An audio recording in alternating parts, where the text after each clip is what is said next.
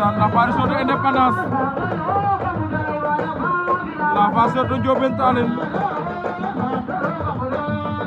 son apparition ici à Ndiogone. Ndeysaan Indépendance a ngoog Ndiobène Tallene Fata borom Kaolack Ndangaan mbër baa noonu samp béjjën de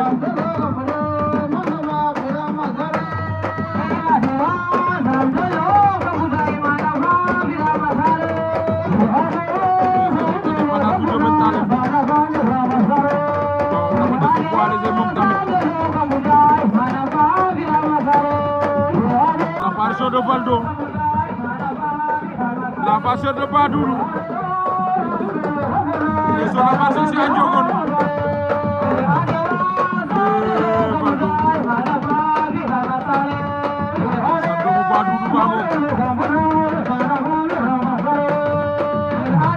moom tamit ci poids léger la des.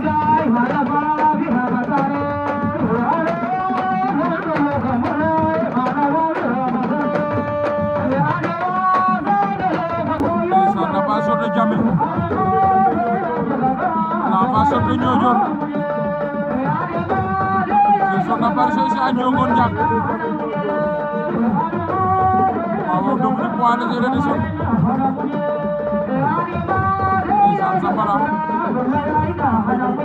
oyo ne soyal Niodior gën naa no ay gaga si Padial de.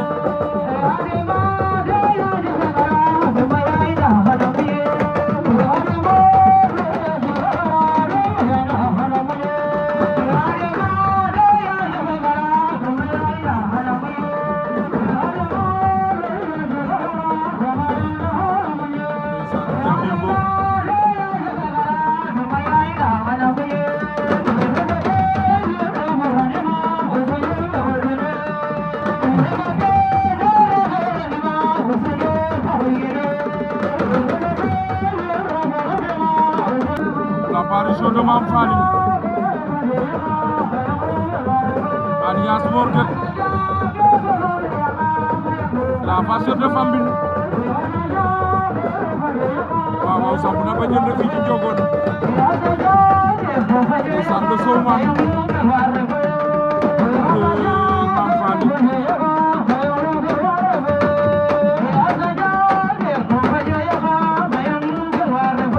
Ndeysaan ba fandi kam poids léger ka la ne champion ko maɗo dokita si Padial.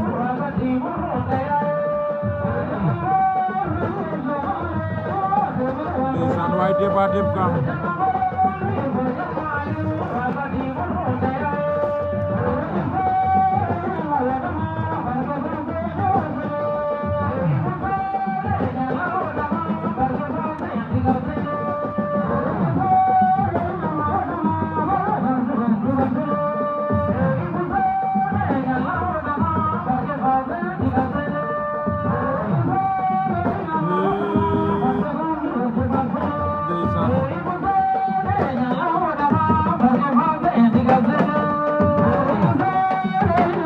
l'apparition de Doubal, la facette de Diaglé. Waaw samp na béjjën de fii ci Ndiogone. Doubal ndeysaan dafa des ci poids léger moom Doubal cay lamb. Ndeysaan Doubal a ngoog. Ndeysaan jël ma ay alkayda bu Diaglé.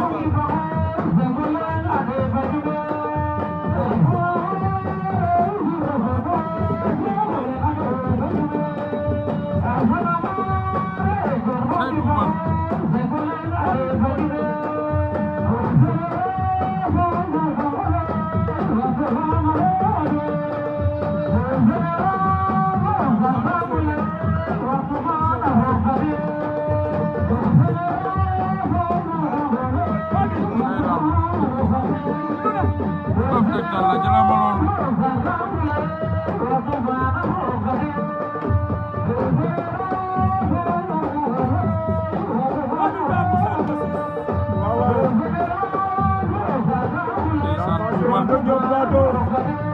doomu Diop Pato Baago ndeysaan dama sawar ndeysaan jël ko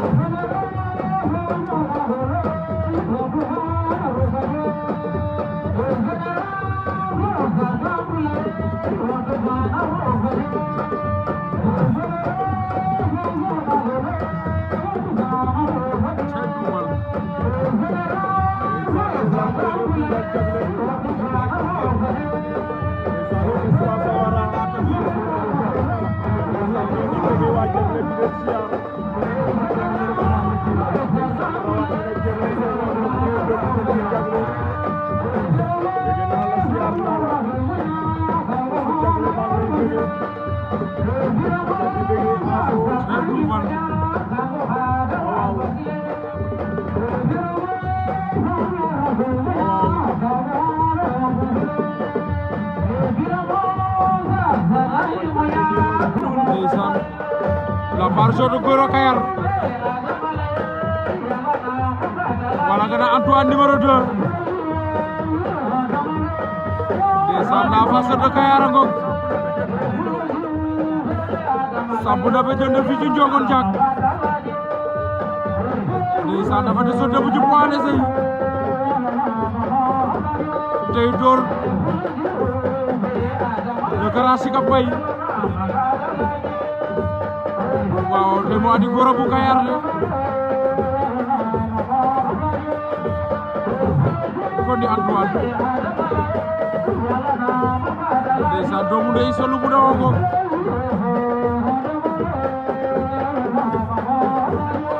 doomu ndey Ousmane Daw wala da hotel jor ko di Gora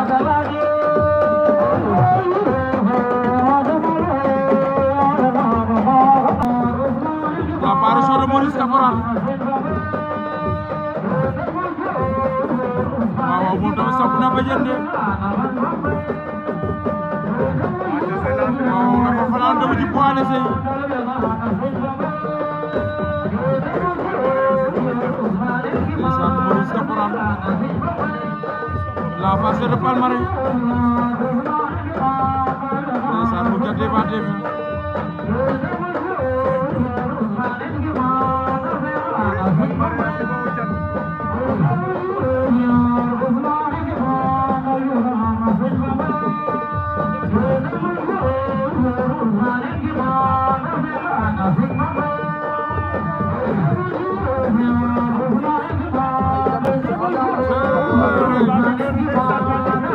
l'apparition de Fodé Mbissane ndeysaan capitaine bu Fissel Bandi Géew waaw sampu na bejende Fodé Mbissane ndeysaan doomu Fissel baa ko ko bono sooma ndeysaan Fodé Mbissane dafa desoon ci poids léger dem moo dugg si noonu samp bejen